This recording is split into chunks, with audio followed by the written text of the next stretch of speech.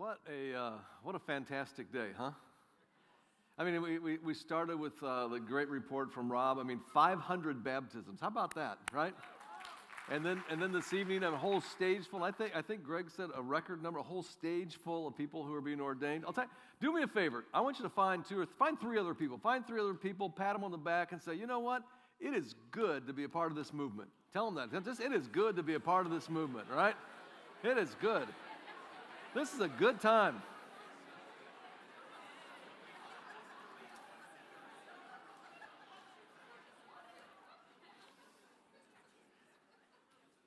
Here's where I want to start. I want to just ask you, what's the dream?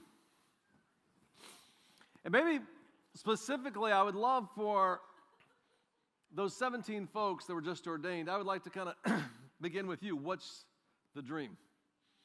There's clearly a call to ministry on your life. You've accepted that call, but what's the dream? What would you love to see God do in the next 10 years? In the next 20 years? In some cases, 30 or 40 years from now, what's the dream? I had the opportunity this morning, if you were here with us, to talk about, there were four of us, all in our early 20s, and we started out with this dream on the back of a napkin. We talked about being an impact church, phase 1, and then phase 2, being a reproducing church, and then phase 3, a movement, if God would bless it. And as we look over our shoulder, I mean, just by God's kindness and His grace, it's kind of like we've seen Him kind of take us through that first decade of being a movement. An impact church. And then that second decade of being a reproducing church. And then what appears like maybe God is going to give us this opportunity to actually see a movement. So I want to ask you, what is the dream? 10 years from now, 20 years from now, 30 years from now. Maybe for some of you, God will give you 40 more years. What's the dream? So what I want to do, and it's going to be a little bit different tonight, what I want to do is I kind of want to look into the future.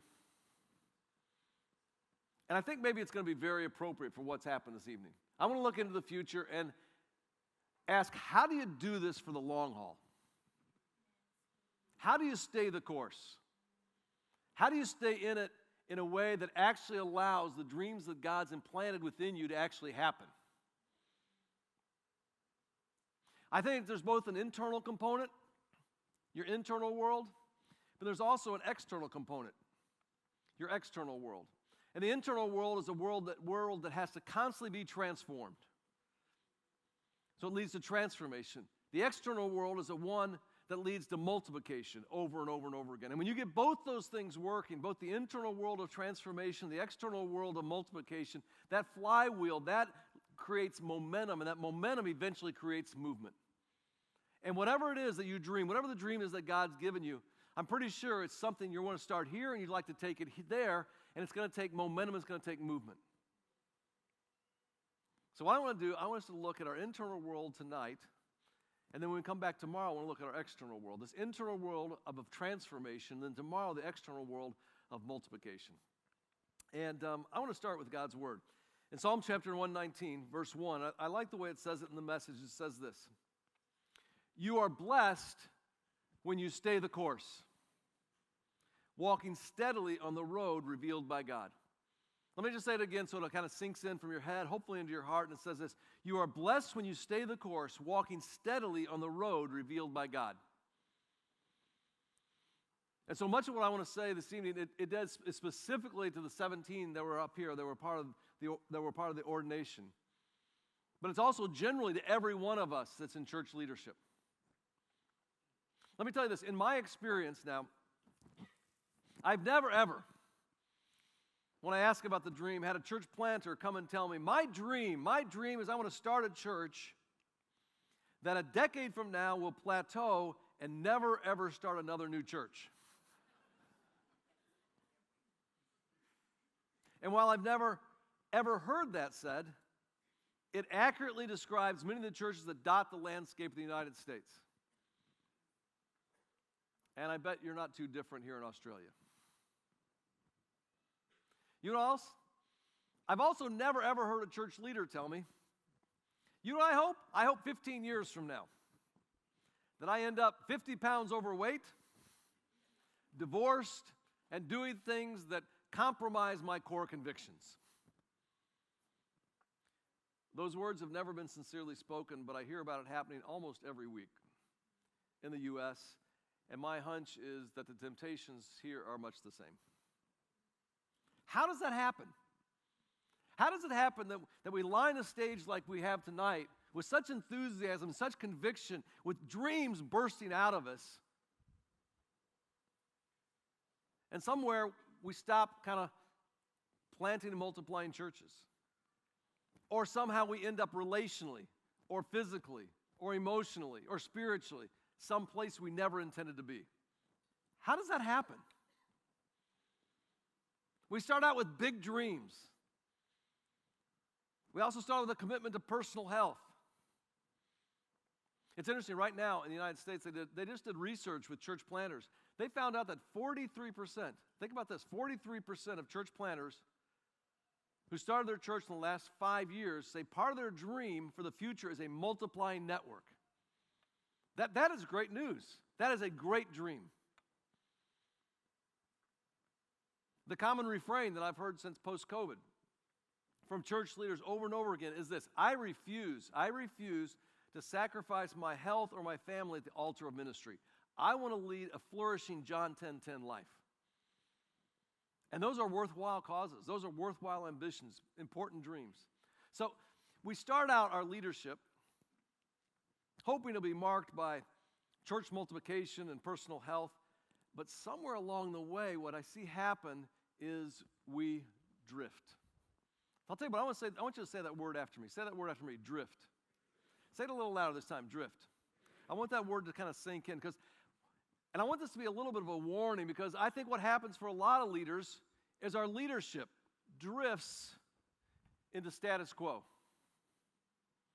Our personal lives drift towards unhealth. And it doesn't happen all at once. What happens is it occurs slowly, one day at a time, 1 year at a time, 1 decade at a time, until we end up someplace we never intended to be. And we find ourselves unhealthy, and we end up not making the impact that once in days like today that we dreamed of. I'm going to tell you kind of a story. There's a guy by the name of Clayton Christensen. Clayton Christensen is a renowned professor, or was a renowned professor at Harvard Business School. If you know the name Peter Drucker, in many ways in the management world, he was kind of the person who succeeded Drucker in that kind of renowned kind of status.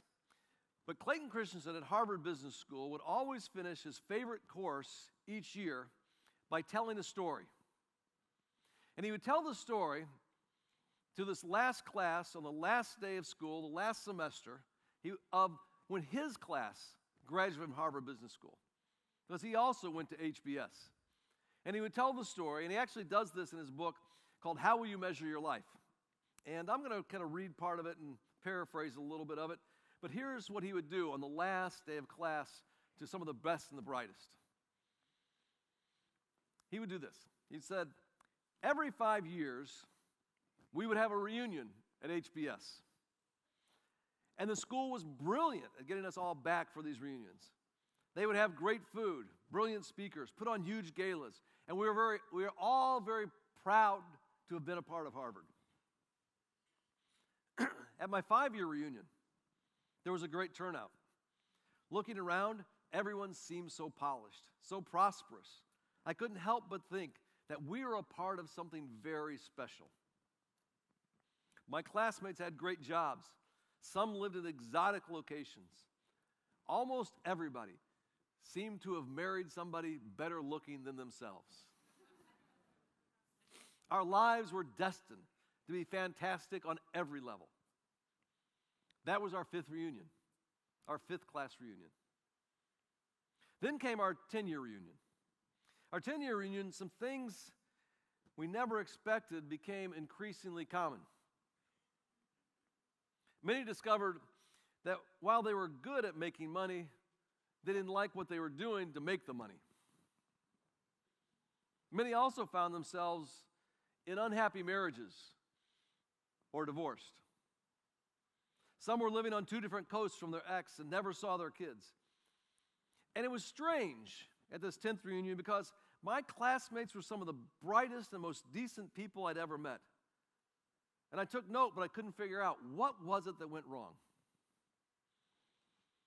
That was our 10th reunion. Then came the 25th reunion. Our 25th reunion, and the problems only seemed to have worsened. One of my classmates was a guy by the name of Jeffrey Skilling. Skilling had risen to be the CEO of Enron, but because of scandal, where he was front page news for stealing billions of dollars and convicted on 35 counts, he was not only fired, but was now in jail with a 24-year sentence. I knew from my 4 years at Harvard that Jeff Skilling was a good man, that Jeff Skilling was smart, that Jeff Skilling worked hard, and Jeff Skilling loved his family. But now here he was, twice divorced, alienated from his family, and doing time after being convicted on multiple felony charges. He said, I know Jeff Skilling. Jeff Skilling never intended to get divorced. He never intended to file bankruptcy. He never intended to end up in jail. And then he goes on, he says, and it wasn't just Skilling. Another classmate was in jail for insider trading. Still another was doing time for a sexual relationship with a teenager who had worked on his political campaign. And still others worse. That was our 25th reunion. And then Professor Clayton Christensen would end and finish his lecture by saying the following. Class, I want to end this school year by talking with you students about 3 things. Number 1, how to be successful in a career that brings your life both purpose and meaning. Number 2, how to stay happily married to one person your whole life. And number 3, how to stay out of jail. I want you to wrestle with this for a little bit, okay? Think about this for a little bit.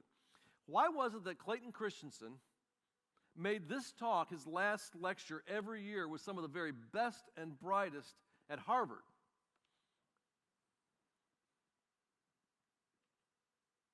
I have a guess. I think Christensen knew that without warning, his students, left to their own device, would drift. They would drift. Leaders don't intend to drift,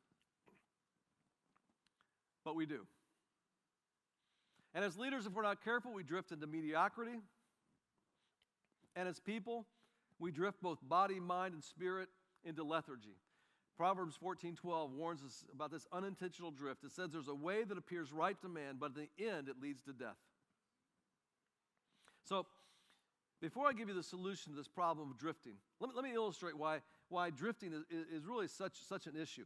So, for example, let's say you're walking from your home down the street, just down the block to your neighbor's house. All right, just a block. You start here, and if you drift by just 1 degree, right, 1 degree from your house to your neighbor's house down the block, you'll get to your neighbor's house. You won't even notice the drift, right? It's such a short distance. But let's say instead you're flying from San Francisco in the U.S. to Los Angeles. You get on a plane in San Francisco, you're flying to Los Angeles, that's your intention, but you drift by just 1 degree. Guess what? You end up somewhere in the Pacific Ocean. And if I leave Chicago, where I'm from, and I want to fly to Melbourne, and I drift by 1 degree, I probably end up somewhere like in the Philippines. And here's the point. When you drift, you end up someplace you never, ever intended to be. And so what I want to do is I want to sound the alarm for church leaders everywhere. Beware of drifting. It happens ever so slowly and ever so surely. And it can happen to me and it can happen to you. And unless we take great efforts and we're really intentional about our internal world and also our external world, we too can become yet another sad story. And I think one of the greatest dangers to our dreams that God has for you, and He has great things ahead for you, is drifting. Part of this too, and let me be honest, part of this comes out of, for about 7 years, I was in a small group with pastors of the largest churches in Chicago. There was a camp council, or it was not a camp council, a camp leader who felt like he got a word from God that he was supposed to convene what he called the gatekeepers. I'm not sure why he called them, that's just what he called them, the gatekeepers of the city. And so he convened the pastors from the largest churches in Chicago. And even though we're on the other side of the planet, some of those people, if I said their names out loud, you would know who I'm talking about. And so 4 or 5 times every year, we would get together, like a small group. And we'd get together at 10 o'clock in the morning. We'd stick around through lunch. We'd stay till about 2 o'clock. It was just kind of a peer mentoring time for us to be together. And it was like Harvard, that group. It was an unbelievable group. I mean, it was the caliber of leadership in that group. And in the same way that Clayton Christian talked about, I think about that group and I look around and go like, you know what? I know that person. That person was a good man. One after another. But over the course of that 7 years, it was like if we were all, you could almost see us all sitting in a circle together. I saw seats vacated because one pastor, large church, allowed the power of it all to create a toxic culture. And finally, his staff and his people wouldn't take it anymore, and he had to go. And somewhere along the way, I don't know how else to explain it except he drifted. Another one was because of sexual scandal, and his chair was emptied. Someone else, because of the amount of money that came in through that ministry, and he took advantage of it, it was totally inappropriate with funds, was dismissed from his job. And it's like I felt like when Clayton Christian told that story, it was like I saw that exactly happen in that circle of his pastors in Chicago. You know what I'm talking about? I think you do know what I'm talking about. And I just want to warn us about drifting. See, I think then the solution is found in the words, go back to Psalm 119:1. You are blessed when you stay the course. Say that after me, stay the course. Walking steadily on the road. Say that after me, walking steadily on the road. Revealed by God. You are blessed when you stay the course, walking steadily on the road, revealed by God. Eugene Peterson describes it this way as a slow obedience in the same direction. Isn't that beautiful? A slow obedience in the same direction. And the solution is found is what I kind of want to refer to it this way, and I think it'll make even more sense tomorrow. We talk about the idea of being a multiplier. A multiplier is this, and here's the definition I use. It's a healthy, and I intentionally use that word first, and that's what we're going to really hit tonight, a healthy disciple-making leader that champions reproduction.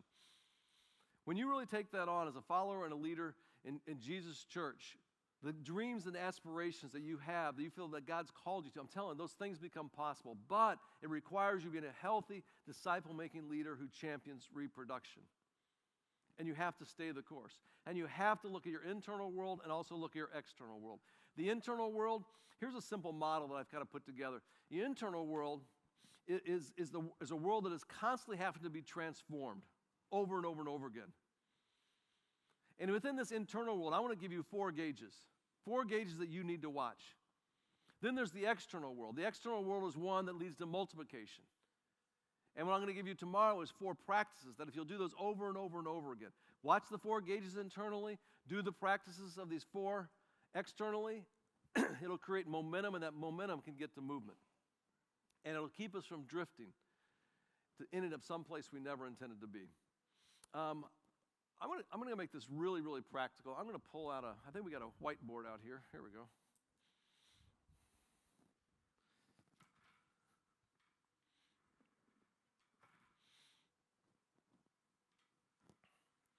One of the things that, there's something that I have started doing, and when I say started doing, I've done this probably for the last, it's more than a decade, maybe 15 years, somewhere between 10 and 15 years of my life, that I call checking the RPMs. These are the 4 gauges.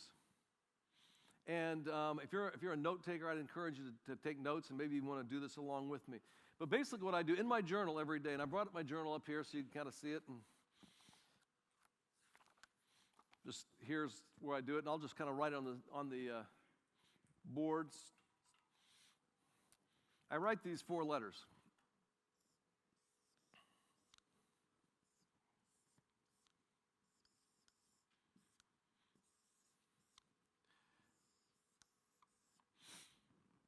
This is something I do, and it takes me probably 3 minutes every day. 3 or 4, not even 5 minutes every day.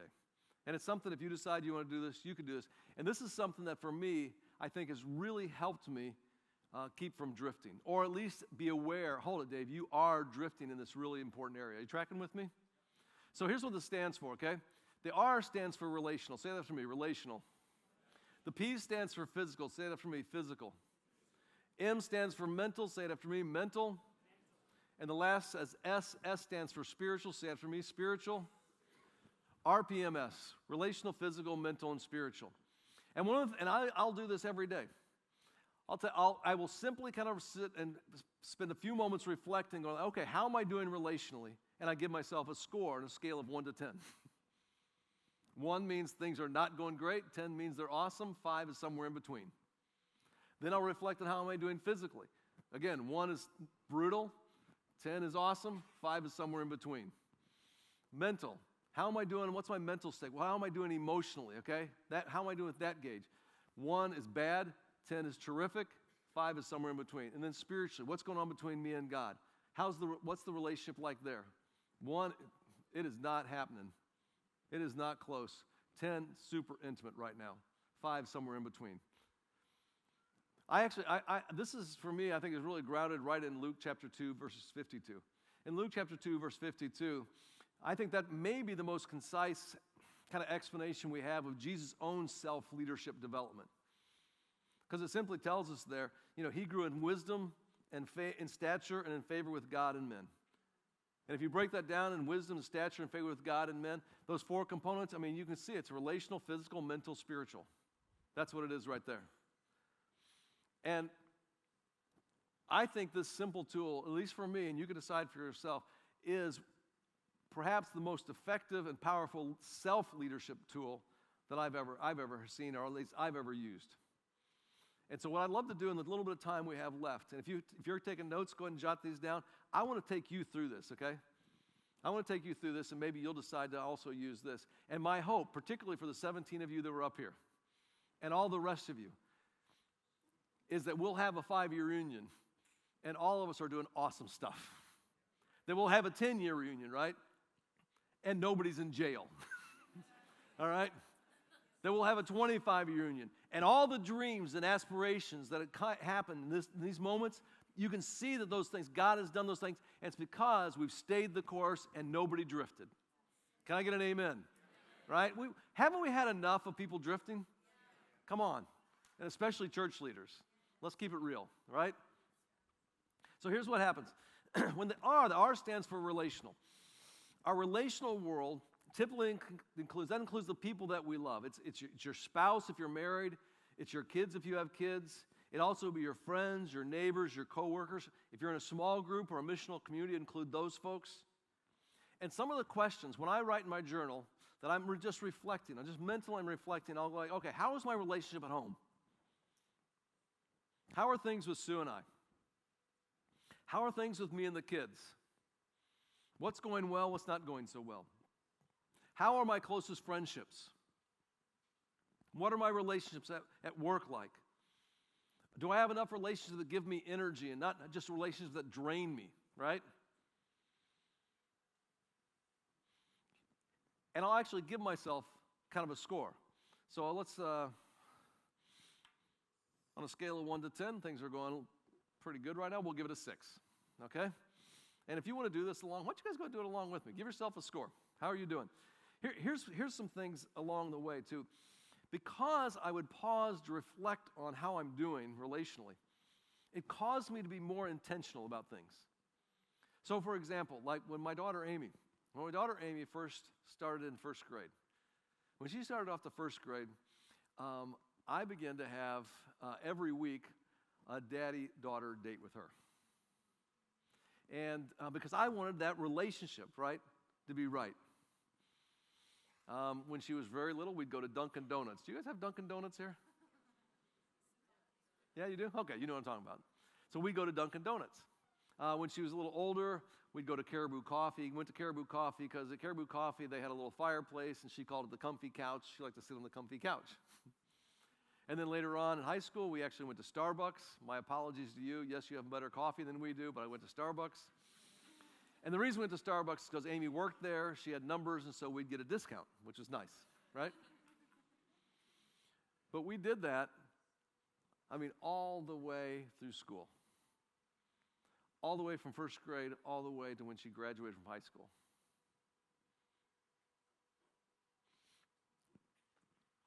I remember the last day of her senior year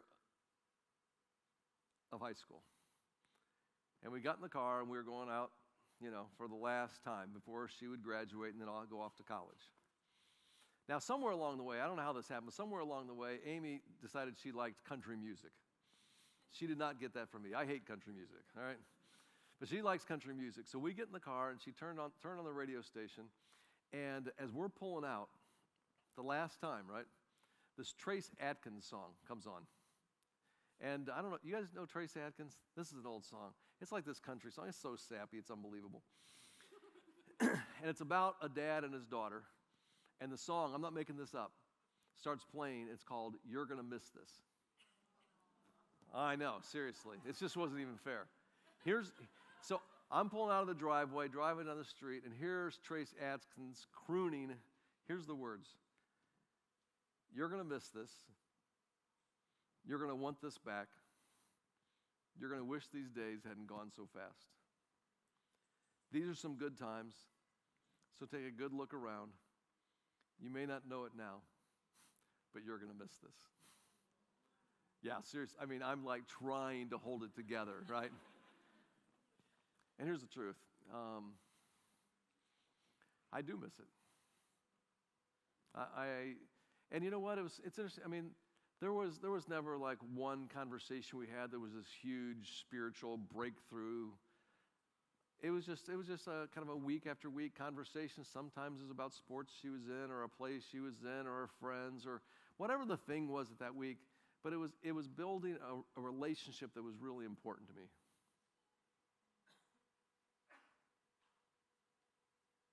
With my boys, again, I tried to be really intentional. And I think we explained this morning, God's given me a lot of opportunities. But it was really important. I wanted to be able to, I was able to connect with Amy with this daddy-daughter kind of date, right? But with the boys, we had sports. Okay, we had sports. And so I got to coach more so their baseball teams and their basketball teams all the way up through middle school. And I loved it. I just absolutely loved it. I wish we had grandkids so I could start doing it with them. It's just the best. And I can still remember I'd get all the little guys, especially basketball. Basketball was always fun to coach because you could really shift the momentum with just a little bit of enthusiasm. And I had plenty of that. And I can remember getting those little guys together in a huddle, and I'd tell them, I'd say, hey, guys, we're just here to have fun. We're just here to have fun. But it's more fun if we win. And we often did. And it was just, you know what? And I loved every moment of that. And here's something I want you to get too. As leaders in church, you want the dads in your church to be good dads. You be a good dad. You will reproduce who you are. It was funny. I started noticing like that other dads, that somehow they found out that that Amy and I were doing that, and other dads aren't. I never told them to do that. They started doing it. You're going to reproduce who you are. I remember Sue and I, we had some great mentoring from an older couple, kind of like I'm trying to do with you all right now, going, hey, I don't want to see you drift. Let's be intentional about the most important relationships. And I remember they told us this. They said this, in ministry, you're going to disappoint some people. You're going to disappoint people. Try not to make it your kids. Try not to make it your kids. Because I'll tell you what, maybe the most important leadership development you ever do, and maybe the most important pipeline, Rob, maybe the most important pipeline is the one that starts in your family. That's the leadership pipeline there. Yes, do that, and then after that, get everybody else. And so I just want to challenge you with your marriages, with your kids, with your friendships, that kind of stuff, relationships. Let's be intentional. Let's do not drift.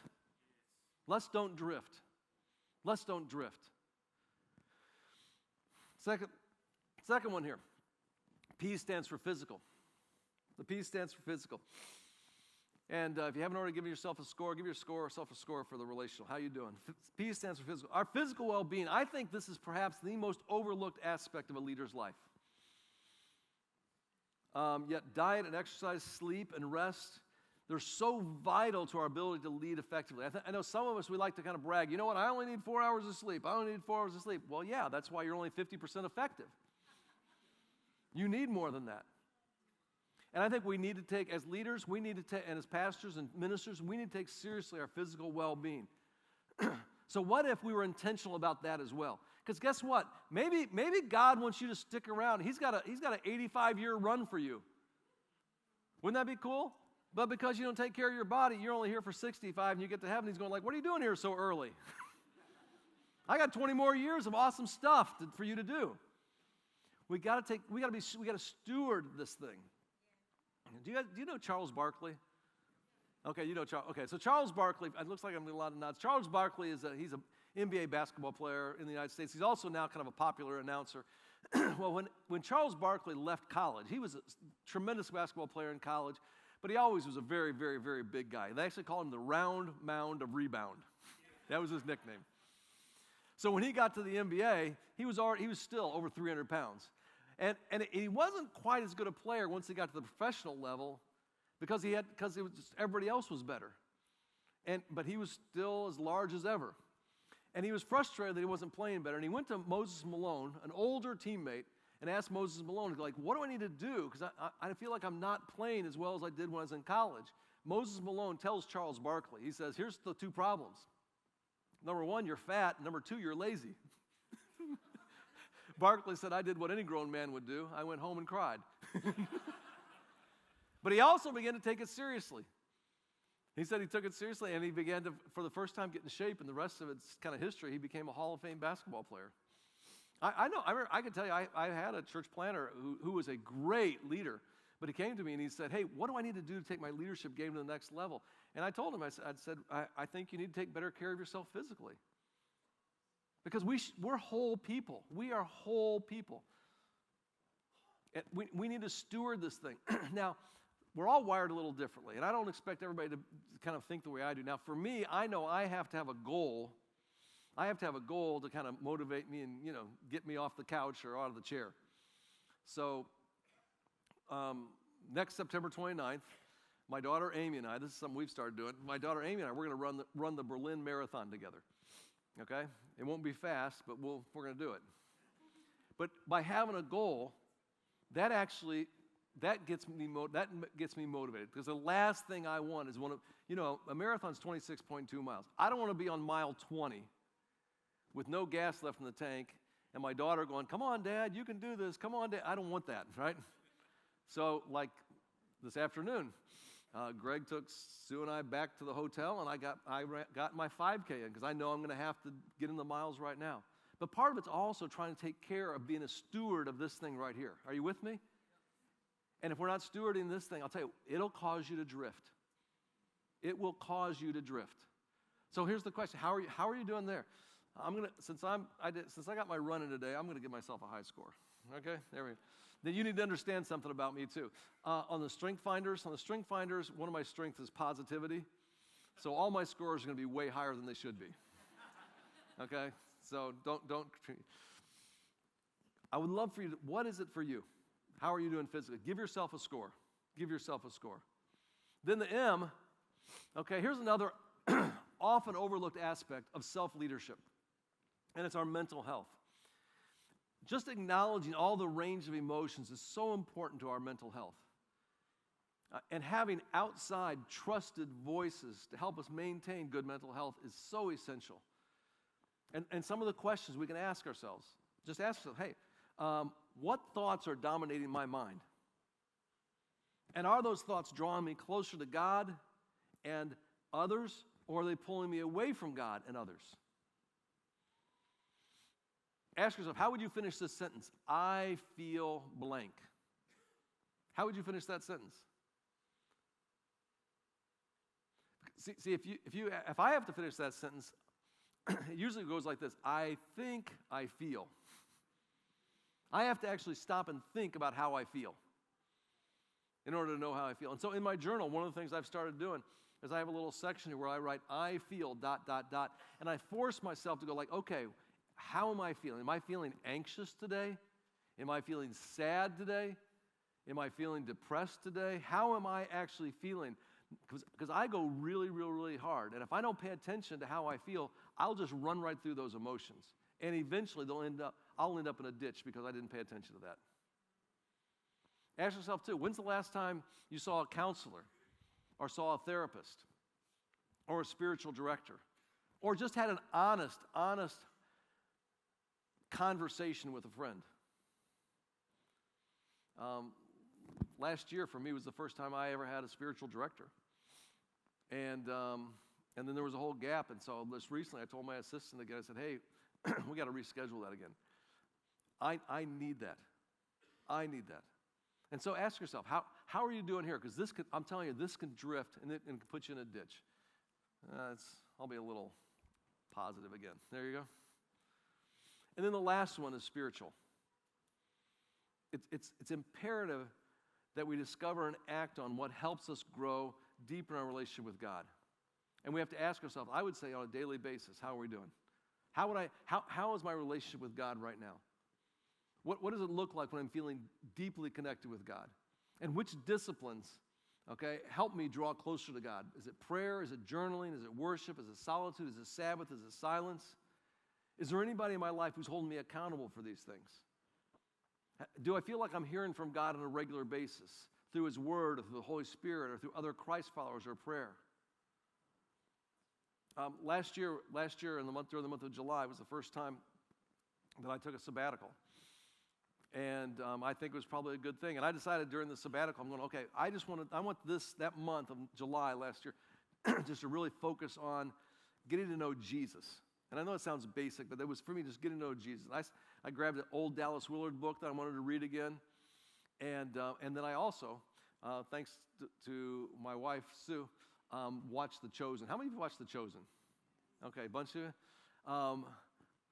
At first, I have to be honest, I was kind of reluctant. I was like, I don't know, it's a TV show. I don't know. And Sue kept saying, no, you need to watch it, you need to watch it, you need to watch it. So finally I watched it, okay, the whole thing. And it was awesome. I mean, it was awesome. I mean, it was like somehow it made Jesus, like His humanity come more to life for me. It's like He became this real person, and also the disciples. I mean, I love it when Jesus winks at somebody and they're like, hold it, Jesus winks? How cool is that, right? But there was this kind of set-aside time that I had, because like every day I'd watch kind of another one of the episodes, just trying to get to know Jesus better. And I think we have to be creative about how are we continuing to grow spiritually? I mean, I'm in a small group. Every Tuesday night, Sue and I are when we're home, we're in a small group. What are you doing to do that? So for me, give yourself a score on the spiritual. What score would you give yourself, okay? Maybe it's a 7. All right, we'll do all that. And here's what I do then. What I'll do then is I'll take these three numbers, 6, 8, 7, so that's 21, divided by 3 equals, that's a 7, right? Now, I kind of want the spiritual one to weigh as much as all the other ones. So I'll take the 7 score and the 7 score. 7 plus 7 is 14 divided by 2, so the average is 7, okay? And I know for some of you are going like, wow, this feels a little neurotic. But I'm telling you, here's the important thing. Every day I am reflecting and going, how am I doing? Are you catching that? That's the thing that's most important. Not the numbers. Don't worry about the numbers. Some of you are kind of trying to figure out the math. Don't worry about the math, okay? What the important thing is, every day I'm going, okay, how am I doing relationally? How am I doing physically? How am I doing mentally? How am I doing spiritually? Because guess what? I don't want to, what's the word? I don't want to what? Come on, talk to me. I don't want to drift, right? You guys don't want to hear a year from now, oh, guess what? Dave ran off with all the money from Community Christian Church, right? No. You don't want to hear some of that nonsense, but we hear that stuff happening all the time. And don't think you're too good before it couldn't happen to you. There's so many awesome dreams in this room. So many awesome dreams and so much momentum in this movement right now. We do not want to drift. So tonight is about internal transformation. Okay? Tomorrow we're going to come back and we're going to talk about the external multiplication. You got to have both those things. Internally, because you're going to reproduce who you are. And then externally, we're going to talk about how do you actually multiply that thing over and over and over again. I'm going to ask Mona to come out here, and if she would, oh, there you are. Thank you. And maybe you can just lead us in a little bit of worship at the end here. And maybe this is what we'll do with our prayer time. Maybe for some of you, as you hear me talking, and that whole conversation around drift, maybe you realize you're going like, you know what? Relationally, I'm headed in a place that I never intended to be. You know, when we first got married, things were intimate and things were awesome, and you know what? There's things that haven't been said that need to be said, things that need to be worked out haven't been worked out, and if we continue the same direction we're continuing, we're going to end up somewhere in a ditch. We drifted. And maybe for some of you, it's physically too. Physically, you're going, you know what? Hey, I know that part of the reason I'm not as effective as I could be is because I'm not eating right, I'm not getting the kind of rest. And it doesn't sound like a very spiritual thing, but it impacts your spiritual leadership. And for some of us, maybe it's mental. You know, when I first started doing this mental gauge, I was really, back 10 years ago, it was really more around leaders or learners. And it was kind of like, what books am I reading? Am I staying current in the news? Ever since COVID, no, it's been more like, am I feeling anxious? Am I feeling depressed? Am I feeling sad? What am I doing with those feelings? And for some of you, you know there's unprocessed feelings in there that are keeping you from being the kind of leader that God means for you to be. And even spiritually. Some of you, you know yourself well enough because you teach about it every week, right? But there's things you're teaching that you're not doing. And you started to drift. We're going to give you a chance again, as family, give you a chance to come up here and say, you know what? No, I want to stay the course. I want to stay the course, right? I want to stay the course. There's too many good things God has ahead. I do not want to drift. And have someone just pray for you. Let me, we doing okay on time? Let me finish with a story. And this is something else that motivated me. One of the frustrations I have is around telling the story of church planting. Okay? One of the frustrations I have is telling the story of church planting, because I talk about church planting and people don't get as jazzed about that as they do when we talk about other things. So for example, at Community Christian Church I lead, last Sunday recently we had a Compassion Sunday, right? You know Compassion International. You sponsor a Compassion Kid. Sue and I, we have three that we sponsor. So I love that. I love it, love it, love it. So don't hear that I don't love it. I love it. Do I love it? Yes, you love it. I love it. Okay, I love it. So when we have Compassion Sunday, everybody gets totally amped about that. People stand in line. They pick up packets. I think the last time we did it, we sponsored almost 500 kids just at our church.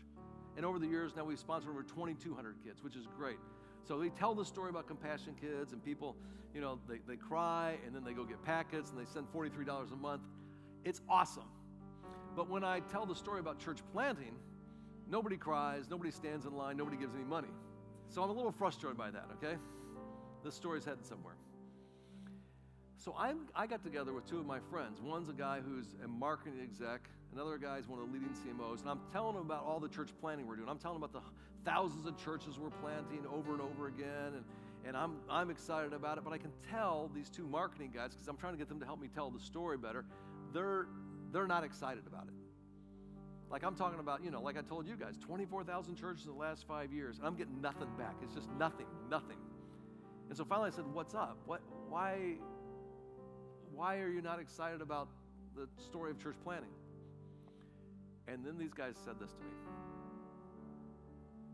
They said, what kind of church? You want to start all these churches. What kind of church? I said, what do you mean, what kind of church? And then one guy in particular he's just barely a brand new Christian, comes from a very secular kind of point of view. He says this to me. He says, what you guys don't get, when he says you guys, he means pastors, church leaders, all of us. What you guys don't get is that you are both part of the problem and the solution. I was like, what? He said, yeah, you're the problem and the solution. I want to know what kind of church you're talking about when you talk about starting. Are you talking about the kind of church where there's, that abuses kids and then tries to cover it up? Are you talking about the kind of church that takes advantage of women and then denies it ever happened? Are you talking about the kind of large churches that create toxic cultures and they try to get away with things? What kind of church? And he said, or are you talking about the kind of church that helped my brother-in-law get sober? Or are you talking about the kind of church that my neighbors across the street, I know it saved their marriage? Or are you talking about the kind of church where my sister's kids love their student ministry and it's keeping them on the straight and narrow? What kind of church? And then he said this, and I'll never forget this part. He said, what you guys don't get, he's like talking to me, he's a pastor, what you guys don't get is it's like you guys are the arsonist and the firefighter. What kind of church? And that has sunk into my head and my heart. And here's, I think, the only cure we have for that kind of cynicism in our world about church is when we have healthy leaders. Right? Right? When we have healthy leaders. Because here's the thing, if we have healthy leaders, they'll create healthy cultures that I think give us a much better chance of having healthy churches. So when I start talking about church planting, they're going like, yeah, we need more of those things. You know what that's doing in my neighborhood? You know what that's doing in my community? That's the kind of reaction we want. That's the kind of reaction that can happen. But it starts with all of us, okay, making sure we're healthy leaders and not what? Not what? Talk to me. Not what? Not drifting. That's exactly right. I'll tell you what, let's all stand to our feet. If you have some things, some business you need to do with God, our prayer team will be up here. There's some people that come up here that will pray with you. If there's some drifting starting to happen, or if you just want to go like, no, I want to get into kind of a prevent on that. I need you to pray for me. We'd be delighted to pray for you on that. And Mona's going to lead us in a song, and if you'd like to come forward to have someone pray with you, we can do that right now.